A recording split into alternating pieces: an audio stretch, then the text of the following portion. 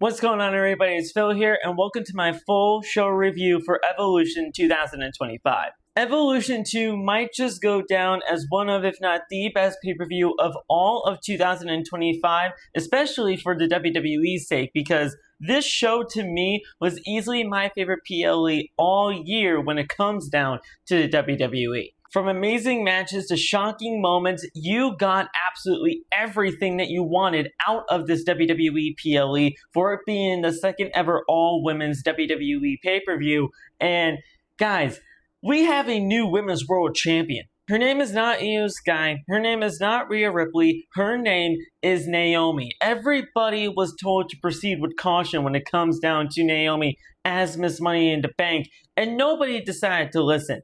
At the end of the day, Naomi's cash-in might go down as one of, if not the greatest cash-in for the women's side of things for Money in the Bank. And I know that might sound like recency bias, but it's the truth. This cash-in for Naomi was absolutely done brilliantly. Obviously, I want to talk about the Women's Money in the Bank cash-in and how Naomi became the Women's World Champion, but I want to go over everything that happened on Evolution 2 in a match-by-match basis, tell you guys what I liked, tell you guys what I didn't like, and ultimately, it's not really going to be much that I didn't like about this show, so just stay tuned for more. But guys, hit the like button, subscribe to the channel if you are new, and turn on the bell for all notifications. That way you guys never miss another upload right here on the YouTube channel. Over the course of this week, I will be getting you guys my AEW All-In review as well, considering I am covering that on the channel as well. I did a predictions video and everything, so I gotta do a review. I'll get you guys a review on either Thursday or Friday, so be on the lookout for that. But guys, let's just talk about Evolution 2 because, man, this show was absolutely awesome. Let's kick things off by talking about the Women's Intercontinental Championship Triple Threat match as Becky Lynch defended against Lyra, Valkyria, and Bayley. First of all, I have to say this. When it comes down to this match being on the Evolution card, kicking off the night in Atlanta for the Women's Intercontinental Championship was interesting, but honestly, I thought it was very, very well done because this brought the crowd to a red-hot level right out the gate. Becky Lynch, Bayley, and Lyra Valkyria have all leveled up within this feud for the Women's Intercontinental Championship. And not only that, this was the best built story heading into Evolution 2025. So when it comes down to the overall match quality of the Women's Intercontinental Championship scene, with Becky, Bayley, and Lyra Valkyria being in this Intercontinental Championship picture, you knew right from the very word go that this was going to be an absolute classic. And it absolutely was. This match delivered on all aspects when it comes down to the Women's Intercontinental Championship. Becky, Lyra, and Bayley all delivered in this matchup. The triple threat was just an absolute banger of a matchup, and honestly, they really could not have started off the show any better. The ending sequence of this whole entire situation with, Bayley and Lyra going at it, pinfall after pinfall after pinfall, near fall with everything, and then all of a sudden Becky comes out of nowhere and just pins Bayley's shoulder to the mat, which is one of the best things that you really could have asked for when it comes down to the ending sequence of this women's triple threat match. I had Becky Lynch retaining the Women's Intercontinental title. Becky did retain the Women's Intercontinental Championship. And now we just have to wait and see what is next for Becky at SummerSlam. But back to the actual triple threat match itself. At Evolution 2, this was a phenomenal match for the Women's Intercontinental Championship. I thought it honestly really could have been the match of the night, or at least a contender. It definitely is a contender, but man, we'll talk about the match of the night because, man, that was good. Overall, great stuff. Becky Lynch retains. Just awesome way to kick off Evolution 2. Now let's talk about the NXT Women's Championship matchup between the champion Jacy Jayne and the challenger Jordynne Grace. First of all, I have to say this. Having a match for the NXT Women's Championship right after the banger of the Women's Intercontinental Championship was definitely a very interesting choice to make on the card, but I have to say, Jacy Jayne and Jordynne Grace did very well together in terms of their in-ring chemistry, and not only that, but they really did some phenomenal stuff for the NXT Women's Championship, making it just as important for the NXT brand as normally it ever would be on a normal NXT PLE. This match was honestly done very well. Everything when it comes down to the pacing of this match between Jacy and Jordynne Grace was absolutely fantastic. And not only that, but we saw a major swerve when it comes down to Blake Monroe, because even though she wasn't even really featured on an actual match for the WWE PLE for Evolution, she had an amazing moment at this PLE, and that right there is all you can really ask for. You know, we saw Blake Monroe make her in-ring debut at the Great American Bash, teaming up with Jordynne Grace to take on Fatal Influence, but now that kind of everything is turned on its head, and now Blake Monroe has turned on Jordynne Grace, this is honestly the best way possible to have Jordynne Grace lose this NXT Women's Championship match to keep the title on Jacy Jayne, because whether you like Jacy Jayne or whether you don't, she has done very good things for this NXT Women's Championship, and this reset of the NXT Women's division has done very well for itself in the early stages of it being reset. The match between Jacy and Jordynne was very solid for what it ultimately ended up being, but the talking point isn't really about, Jacy Jayne retaining her NXT Women's Championship. The talking point is Blake Monroe and how she turned on Jordynne Grace to ultimately, just allow herself to possibly be the one to take the title away from Jacy Jayne when the time is right. We all know Blake Monroe as Mariah May in AEW, and we all know that from her time in AEW, Mariah May was such a better heel than she ever is a babyface. And I know that it's very early in her WWE tenure to turn her heel, but with everything that's happening right now in the NXT Women's division, Blake Monroe as a heel just makes the most sense. And with everything that is happening right now, you can do the program between Jordynne and Blake, and then once Blake wins that feud, you can have Jordynne go up to the main roster as she doesn't even really need the NXT Women's Championship, have Blake Monroe take down Jacy Jayne, win the NXT Women's Championship, and then you're off to the races from there. It's an awesome thing to see NXT being represented on this all-women's WWE PLE with everything that is happening right now with the NXT Women's division and with how red hot it really has been ever since kind of like, not the resurgence of NXT, but really just the overall fanfare of NXT and how it's being brought back up to prominence. It's just an awesome thing to see for the NXT women to be represented on this PLE card. And yeah, this was just an awesome match to just continue on things as we build to future NXT PLEs and beyond. So great stuff there for the NXT Women's title. Now let's talk about the Fatal 4-Way match for the WWE Women's Tag Team Championships as the Kabuki Warriors, ZaRuca, and Alexa Bliss and Charlotte Flair try to take down the Judgment Day. This Fatal 4-Way was absolutely fantastic, and it's not just because of all the talent that's in there, and the amazing talent, may I add, but WWE truly showcased what the Women's Tag Team division could possibly and truly be if WWE truly wants to make it a forefront within the women's division and actually try to care about these women's tag team championships. I mean, everybody got their stuff in, including the NXT representatives in terms of Zarya and ZaRuca. Zarya accidentally speared ZaRuca, and in that same sentiment, we also saw Charlotte Flair save Alexa Bliss. So you see everything that WWE is trying to build here. You can see that, maybe we're going to be seeing some dissension between Zarya and ZaRuca from that spear on NXT television. We can see, how Charlotte Flair is actually kind of, saving Alexa Bliss and making Alexa Bliss, well, really, Alexa Bliss is kind of making Charlotte a lot more likable. And just seeing Charlotte in this type of light is such a different and refreshing type of way, because she's not in the world title picture. She's in the tag team title picture, and her being in this weird pairing with Alexa Bliss just works. The Kabuki Warriors came back into form. We see Roxanne and Raquel actually getting along as women's tag team champions. And yeah, sure, with everything that's happening right now with the Judgment Day and with Liv Morgan being out, it is kind of too soon to see Roxanne fail Raquel in, the whole women's tag team championship kind of scene. So them retaining definitely does make sense, but I really wanted to see Alexa and Charlotte win these tag team championships because of the budding friendship type deal that they got going on Friday Night SmackDown. They're easily the most interesting thing to me on Friday Night SmackDown.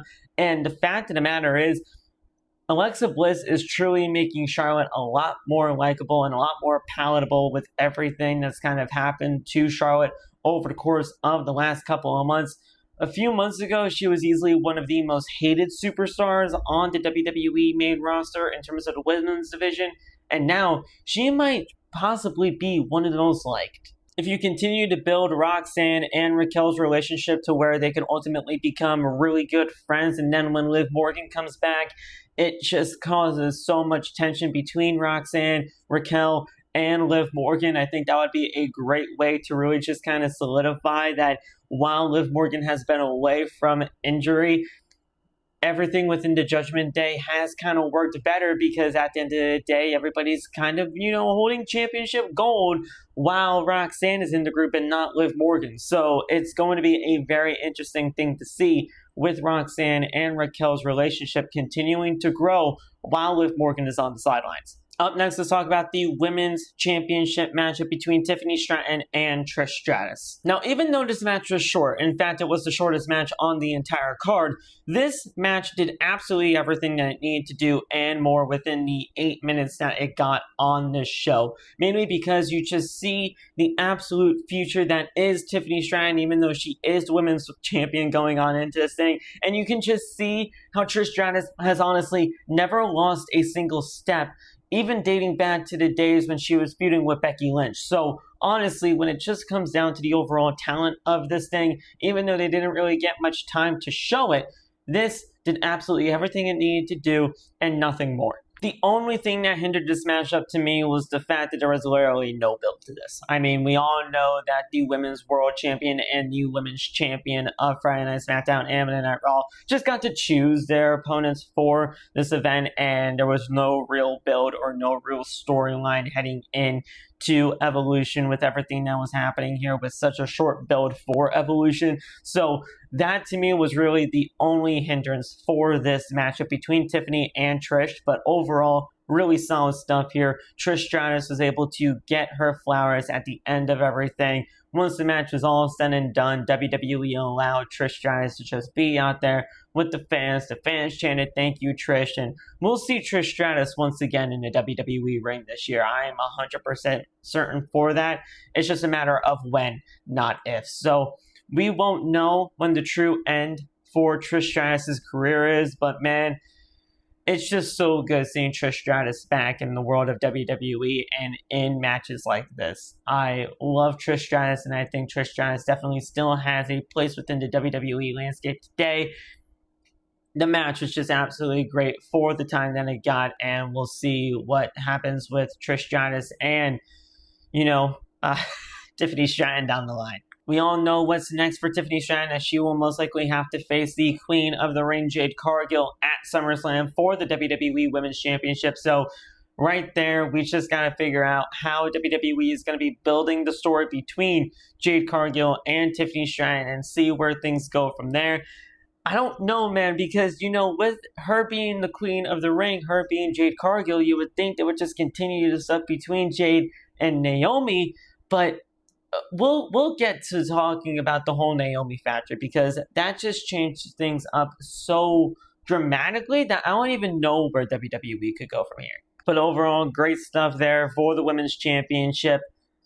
Yeah, I liked what they did here with this match. Up next, let's talk about the No Holds Barred special guest referee match with Jade Cargill taking on Naomi with Bianca Belair as a special guest referee. Now, the placement for this match was very interesting, because I truly thought that this was going to be the co-main event of the night. And with the placement of this match being the third to final match of the entire night, I did not even expect to see the Naomi cash in for Evolution 2, because with the Battle Royal being the co-main event, I thought something big was going to be happening there. Nothing happened there, and we'll get that. But, this match was just truly awesome in every single way imaginable between Cargill and Naomi. There were some really good spots in this no-holds-barred match, and whether you like the WrestleMania match over this one or this one over the WrestleMania match is totally subjective, but when it comes down to the overall spots within this thing, this match was truly special between Naomi and Jade Cargill. We saw Jade Cargill put a trash can over Naomi's head with a huge pump kick to it. We saw Naomi drop kick Jade Cargill right into the side panel of the announce table, and it actually kind of exploded the TV part of the announce table, which was honestly kind of scary to me because I did not want anything more explosions to happen. We saw Jade Cargill go through a table, and then we saw Jade Cargill actually put Naomi through a table with a Jaded, which ultimately ended up picking up the victory for Jade Cargill as Bianca counted the 1, 2, 3. The one thing that I did not like about this match is that they didn't even go into the entire detail of the big three in Bianca, Naomi, and Jade Cargill and the friendship that was lost along the way, or just where Bianca's mindset was going to be as the women's, special guest referee for this match. Like, I didn't see any of that within this thing. The commentary didn't even really think of anything to say about that whole kind of dynamic. So it's very interesting, to say the least, that they didn't even try to go into that kind of detail. But the match was very good for what it was. And honestly, it was just an awesome match between Jade and Naomi. I just wish they kind of went a little bit more in depth with all the whole friendships that were lost along the way throughout that, or to get to this, So hopefully down the line we'll figure that out. But yeah, this was definitely a fantastic match. And everybody did their job and did their job well. Now let's talk about the Battle Royal for a shot at Clash in Paris for a Women's Championship opportunity. And I'll just say this was easily my least favorite match of the entire night, because Battle Royals never typically do well when it comes down to the overall pacing of a card and the overall pacing of the match itself. The 20 women in this thing were just... It was a very odd kind of group of 20, and you realistically only saw like maybe 3 or 4 max contenders for the shot at the Women's Championship at Clash in Paris. So, I mean, when it comes down to Battle Royals, they're just usually never my favorite to begin with because of that reason alone. And, not really many people got a chance to shine within this Battle Royal. I will give an NXT talent a chance to, be mentioned within this thing, or at least 2 of them, because an NXT talent was actually in the final 2 for this thing. But the first one I want to talk about is Kalani Jordynne. Kalani Jordynne had a Kofi Kingston-like Royal Rumble moment within this thing, where she was basically sent to the announce table from, a spot in the elimination, and then all of a sudden she used her gymnastic background to basically, handstand her way, walk her way to the ring apron to ultimately just get herself back up and into the ring. And then the other NXT talent that I do want to talk about is Lash Legend, as she was involved in the final 2 with Stephanie Vaquer, and Stephanie Vaquer was able to win this Battle Royal, and now she'll face the Women's World Champion at Clash in Paris. I'm not going to go over everything when it comes down to elimination by elimination type basis, because to me, realistically, it only really comes down to the final 2. And I love that Lash Legend was able to get in that final 2, but Stephanie Vaquer was 100% going to be the right call here, because that WWE is truly hot on Stephanie Vaquer. She had a post-match promo with Stephanie McMahon in the ring. And Stephanie Vaquer says that, at the end of the day, English is not my first language, but you want to know what is my first language? Professional wrestling. And she promises that she will be a women's champion very soon. Everybody is loving Stephanie Vaquer ever since she came to the WWE. The WWE is truly behind Stephanie Vaquer, and I truly do believe that Stephanie will be a women's champion very soon. I don't think that promise is going to go unnoticed. And now we can finally talk about the main event of the evening, the Women's World Championship on the line as Io Sky defended against Rhea Ripley. Now, let's just be clear with each other, okay? Rhea Ripley and Io Sky are pure wrestling soulmates. No matter how many times these two women go at it one-on-one in a professional wrestling ring, you know you are going to be getting an absolute classic. This match transcended time and space. I truly believe that this is ultimately going to go down as one of, if not, like, it's truly going to go down as one of the greatest women's championship matches of all time, and probably one of the greatest women's matches of all time. And you can tell that the story going into everything here with Rhea and Io Sky was the fact that Rhea just cannot get a win over Io Sky no matter what